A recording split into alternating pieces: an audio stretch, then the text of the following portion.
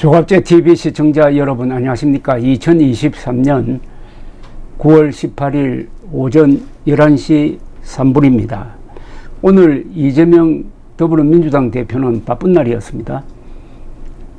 단식이란 것을 19일째 하다가 병원으로 옮겨졌습니다. 그리고 검찰이 구속영장을 청구를 했습니다.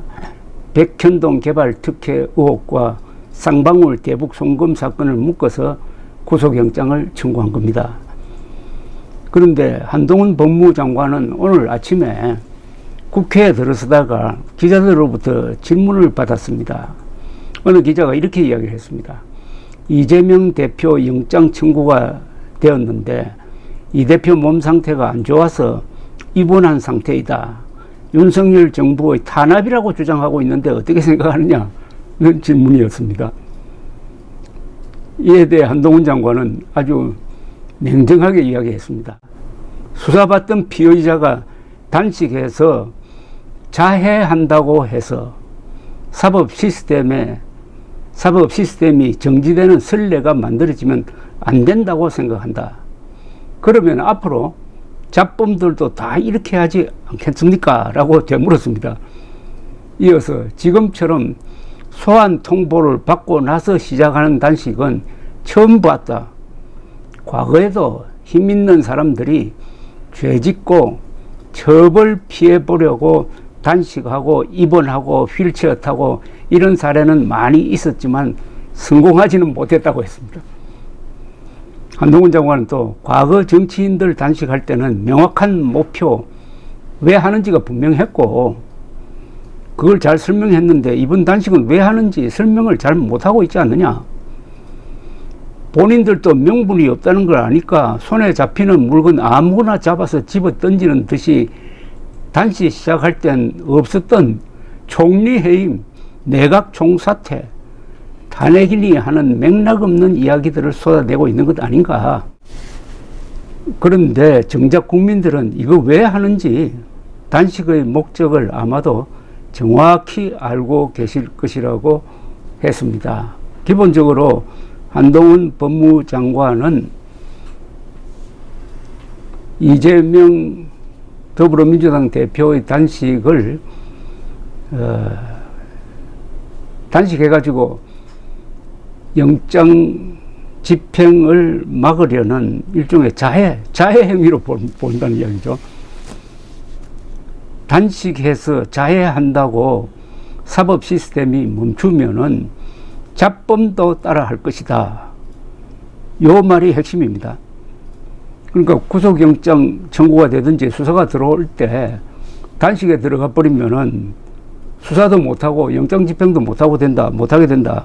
그러면은 사법 시스템이 정지되는 것이다. 이번 단식의 의미를 아주 절묘하게 정리한 것으로 보입니다. 그런데 이 자해란 표현이 상당히 강합니다. 자해하면은 그 뒤에 보통 따르는 말이 자해 공갈단인데 자해 요걸 가지고 또 야당에서 물고 늘어질 겁니다. 그런데 보통 우리 한국 사람들 중에서 아니 아픈 사람에게 어떻게 영장 청구를 하느냐 하는 이런 동정론이 또 많은 것도 사실이에요.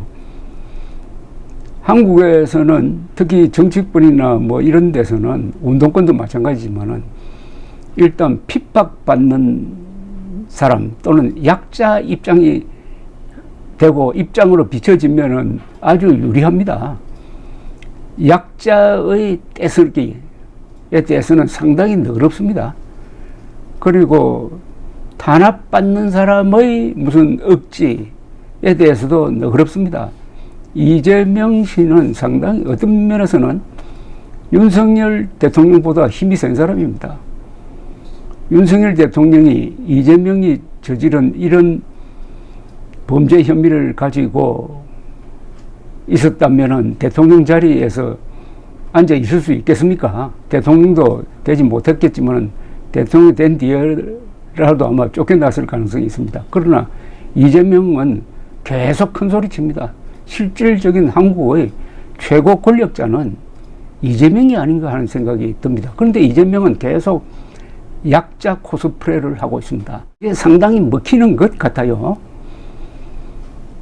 왜 그럴까 하는 생각을 한번 해보면은, 제가 최근에 읽은 이영훈 교수의 한국 경제사의 한 몇 개 대목이 생각납니다. 이영훈 교수는 독보적인 연구를 통해서 우리 조선조 때, 조선조의 한 16세기 이전, 이 전후에는 노비가 전 인구의 한 40%였다는 주장을 하고 있습니다. 노비 인구가 이렇게 많은 나라는 세계에서도 없었다는 거죠. 더구나 한국의 노비는 계속 세습되었다는 겁니다. 그러다가 나중에 조선조 말기에 가면은 노비가 사라지고 양반이 많아집니다. 양반이 많아져요. 요사이 만나서 서로 족보 이야기하면은 양반 아닌 사람이 없습니다. 그러니까 우리나라는 한때는 노비가 세계에서 많았고, 그 뒤에는 양반이 세계에서 제일 많은 나라가 되었습니다. 그것은 양반이라고 하는 사람들도 그 조상을 올라가 보면 노비일 가능성이 많다는 거죠. 노비가 이렇게 많게 되면 어떻게 될까요? 그 민족성이라고 그럴까? 그게 어떻게 될까요? 노비 근성이 생기지 않을까요? 근데 이 사람들이 상당수가 또 양반으로 탈바꿈을 했다 그럽니다. 그럼 양반이 되면 또 어떻게 될까요?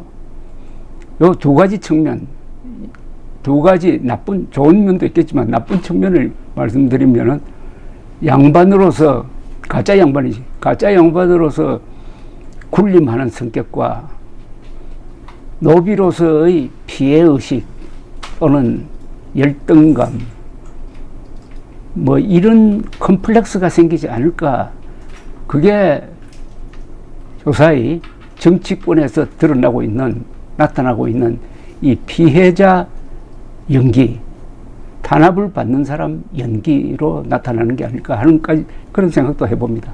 그런데 총선 전략으로서는 윤석열 대통령이 약하게 보이는 게 아마 득표에 도움이 될 겁니다. 사실은 윤석열 대통령이 이야기를 해야 됩니다. 나는 지금 정권의 한 4분의 1 정도밖에 잡고 있지 않다. 국회, 언론, 노조 등 NGO, 이게 전부 다 왼쪽 편에 서 있다. 나는 4분의 1 정권만 가지고 있고 계속 탄압을 받고 있고 4분의 3을 장악한 좌파 선동 세력에 의해서 발목이 잡혀 있다. 내년 총선에 여러분들 나를 좀 구해 주십시오. 이렇게 호소하는 게 맞는 거 아니냐는 그런 생각이 들었습니다. 어쨌든 한동훈 장관이 단식해서 자해한다고 시스템 멈추면 잡범도 따라할 것이다. 이 말이 통쾌하긴 한데 이게 표에 어떻게 연결될지는 좀 계산이 좀 복잡해집니다. 감사합니다.